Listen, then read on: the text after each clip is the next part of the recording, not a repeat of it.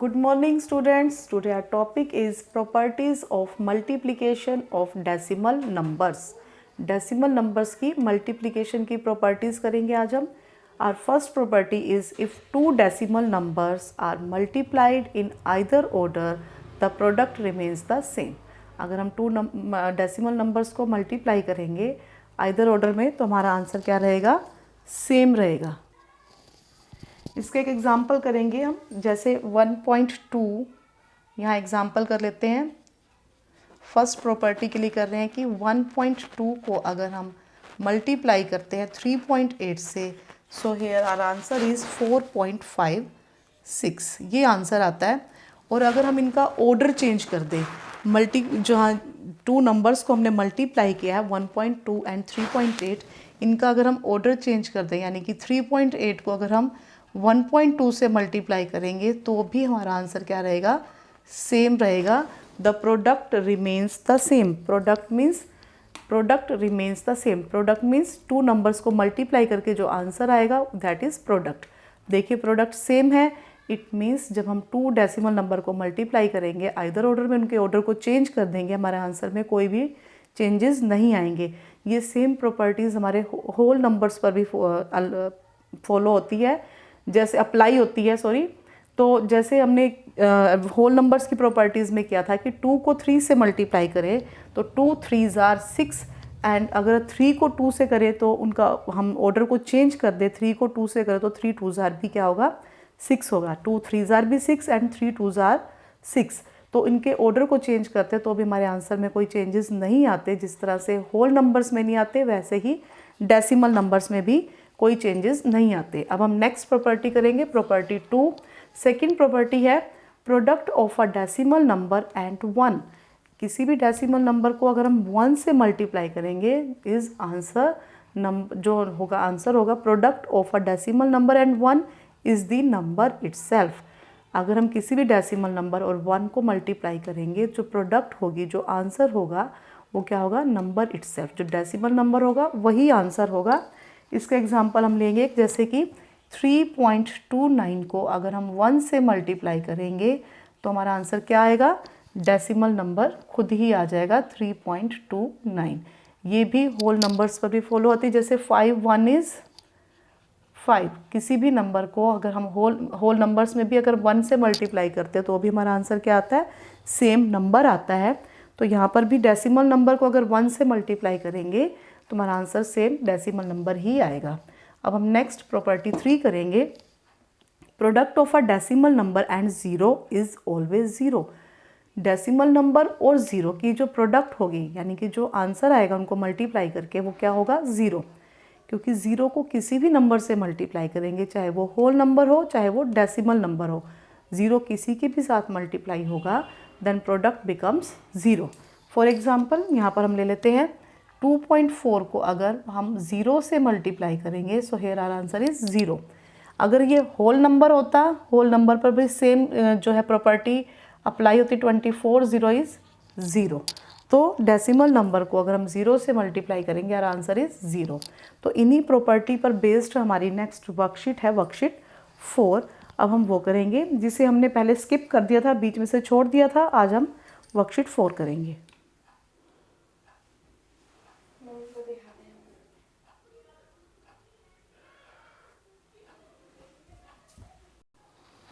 सो बेटा let's start worksheet 4. Our question is complete the following. यहाँ उन प्रॉपर्टीज़ पर बेस्ड कुछ क्वेश्चंस दिए हुए इन्हें कंप्लीट करना है. फर्स्ट है 5.8 multiply by 6 is equal to box multiply by 5.8. अब हम यहाँ देखोगे 2 डेसिमल नंबर है जिनकी प्रोडक्ट हमको फाइंड आउट करनी थी. यहाँ इक्वल का साइन दिया हुआ है. इट मीन्स 2 डेसिमल नंबर की प्रोडक्ट इन 2 डेसिमल नंबर की प्रोडक्ट के इक्वल है. और हम देखेंगे इनके ऑर्डर को चेंज किया हुआ है.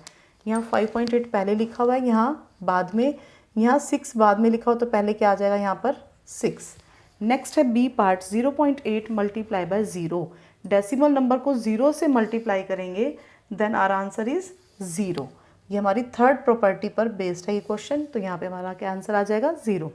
नेक्स्ट है C part 9.3 multiply by dash box that is equal to box multiply by 3.4.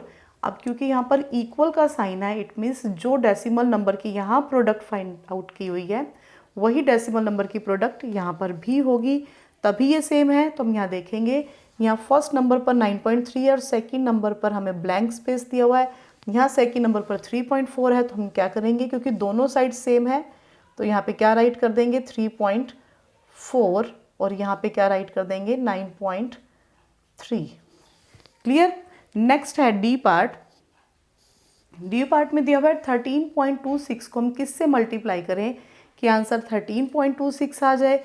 तो हमने जो सेकंड प्रॉपर्टी की थी, product of a decimal number and one is decimal number itself, क्योंकि आंसर खुद से ही डेसिमल नंबर आया हुआ है तो इट मीन्स यहाँ पे क्या आएगा 1। नेक्स्ट है ई पार्ट।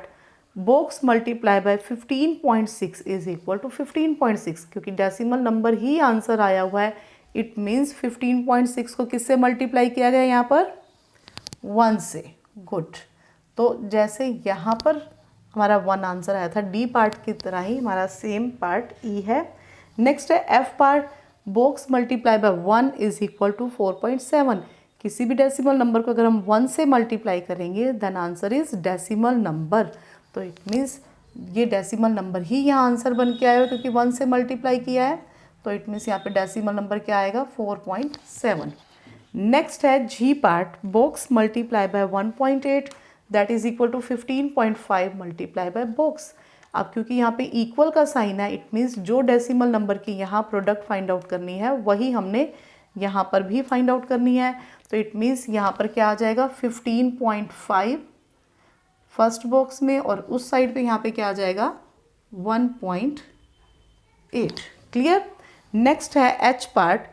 एच पार्ट में है 95.601 को हम किससे मल्टीप्लाई करें कि यार आंसर इज 0, प्रोडक्ट जो है वो 0 हो जाए, इट मीन्स हम किससे मल्टीप्लाई करेंगे यहाँ पर 0 से। क्लियर। तो हमने अब वर्कशीट 4 कंप्लीट कर ली है। ये वर्कशीट 4 आपने बुक पे ही करनी है। अब हम अपनी वर्कशीट जो है नेक्स्ट जो हमारी प्रॉपर्टी है जो properties of division of decimal numbers, हम वर्कशीट 12 करेंगे, properties of division of decimal number. तो अब हम आप आ जाइए पेज नंबर 110 ओपन कर लीजिए, वहाँ से हम नेक्स्ट स्टार्ट करेंगे। सो बेटा now let's start properties of division of decimal numbers. Decimal number की डिवीज़न की प्रॉपर्टीज़ करेंगे। So here first property is a decimal number divided by 1 is the decimal number itself।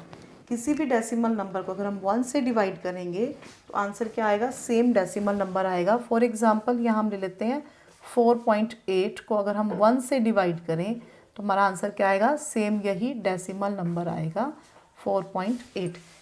जैसे multiplication की जो decimal number की multiplication की properties थी वो होल नंबर की प्रॉपर्टीज़ के साथ मैच कर रही थी, तो वैसे ही यहाँ पर जो डेसिमल नंबर की डिवीज़न की प्रॉपर्टी है वो कैसी हैं जैसे कि होल नंबर्स की प्रॉपर्टीज़ थी। तो यहाँ पर किसी भी डेसिमल नंबर को अगर हम 1 से डिवाइड करेंगे then our answer is same decimal number. Next है second property, 0 divided by any decimal number is 0। 0 को अगर हम किसी भी डेसिमल नंबर से डिवाइड करेंगे देन आवर आंसर इज 0।